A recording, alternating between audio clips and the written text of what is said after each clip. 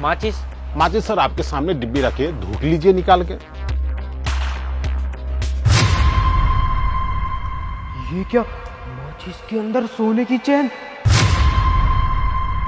इसका मतलब माचिस में सोने की चैन।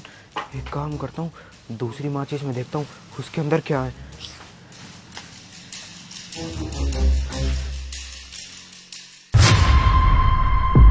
इस दूसरी माचिस के अंदर भी सोने की चैन।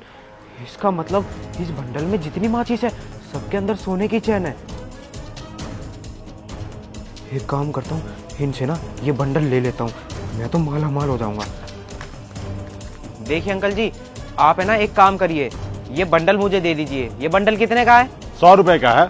ठीक है, मैं 100 रुपए देता हूँ आपको इसके, आप ये मुझे दे दीजिए। हाँ कोई बात नहीं, ले लीजिए। एक अरे ये किनका, मंत्री साहब का कॉल। हाँ मंत्री साहब, क्या आपका वो पार्सल पहुंचा नहीं? 1 मिनट अभी चेक करने दीजिए। हे भगवान, मुझसे तो भारी बलंदर हो गया। मंत्री साहब वाला पार्सल तो यहीं रह गया और किसी और का पार्सल मैं साहब को भेज दिया। आज साहब आपका पार्सल मैं भिजवा रहा हूं कुछ देर में। अब देखिए साहब, मैं आपको ये माचिस का बंडल नहीं दे सकता। वो क्या है ना कि मंत्री साहब के लिए खास जापान से मंगवाया गया है। एक काम कीजिए, आप वो बंडल ले लीजिए, सामने से रखा हो। अरे अंकल क्यों नहीं दे सकते? मंत्री साहब से पहले मैंने आपको बोला था कि ये बंडल मुझे दे दीजिए। मेरे को नहीं पता, मुझे ये बंडल चाहिए। आपने 100 रुपए का बताया ना, मैं एक काम करता हूँ, आपको इस पूरे बंडल के 500 रुपए दे देता हूँ। अरे साहब आप बात क्यों नहीं समझते हैं? हा? मंत्री साहब से पंगा ले ले, उनका पार्सल हम आपको दे दे। एक बात बताइए, नदी में रह के मगरमच्छ से बैर करे? अरे हमको दुकान चलाना है कि नहीं? देखिए एक काम कीजिए, आप दूसरा बंडल ले लीजिए, हमारा दिमाग खराब मत कीजिए, समझे? अच्छा, तो मंत्री जी जापान से सोने की चैन की स्मगलिंग करते हैं। यार ये बंडल तो मैं अपने हाथ से नहीं जाने दे सकता, किसी भी हाल में ये लेना होगा। देखिए अंकल, मुझे नहीं पता, आप एक काम करिए, आप है ना अपने मंत्री साहब को दूसरा बंडल दे दीजिए। मुझे तो यही बंडल चाहिए। देखिए वैसे भी मैं ये बंडल आपको नहीं दे सकता, ये खास मंत्री जी के लिए मैं जापान से मंगवाता हूँ, समझे? आप दूसरा ले लीजिए, वहाँ पे है ना दूसरा बंडल अच्छा वाला है। अरे यार क्या करूँ, ये तो बंडल ही नहीं दे रहा है।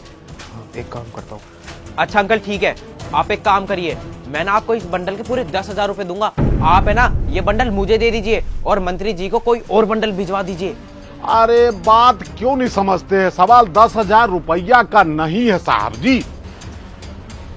क्या हुआ भाई साहब, आप परेशान क्यों हैं? अरे देखिए ना मैडम, मैंने इन अंकल को बोला कि ये बंडल मुझे दे दीजिए और अब ये मेरे को देने से मना कर रहे हैं, बोल रहे हैं कि मंत्री साहब का है। और मैंने मंत्री साहब के फोन आने से पहले ये बंडल खरीद चुका हूँ। देखो ये तो गलत बात है, ये भाई साहब बिल्कुल ठीक कह रहे हैं, आपको तो ये बंडल इन्हें दे देना चाहिए। देखिए मैडम, बात की गहराई को समझिए। दरअसल ये पार्सल जो है ना, मंत्री साहब के लिए खास मैं जापान से मंगवाता हूँ और गलती से उनका पार्सल लग गया और ये साहब एकदम टिके हुए हैं कि मुझे यही चाहिए। मैं बोल रहा हूँ दूसरा ले लीजिए, समझ ही नहीं रहे हैं बात। अच्छा ठीक है, 20,000, मैं 20,000 दे दूंगा। अब तो मेरे को ये दे दीजिए। क्या 20,000? लगता है ये साहब मेरे लपेटे में आ रहे हैं। एक काम करता हूँ, इनको अच्छे से लपेट ही लेता हूँ। देखिए साहब, जब आप इतना जिद ही कर रहे हैं ना, तो 20,000 में तो ये बंडल मैं दूंगा नहीं। अगर आपको यही बंडल लेना है तो आप 50,000 दे दीजिए और ले जाइए। 50,000? वैसे 50,000 में कोई बुराई नहीं है, इसमें कम से कम 100 माचिस की डिब्बी है और हर एक माचिस के अंदर सोने की चैन होगी, तो मेरे को तो करोड़ों का ही फायदा है 50,000 देके। ठीक है अंकल जी, मैं पूरे 50,000 रुपए देने के लिए तैयार हूँ इसके, आप ये मुझे दे दीजिए।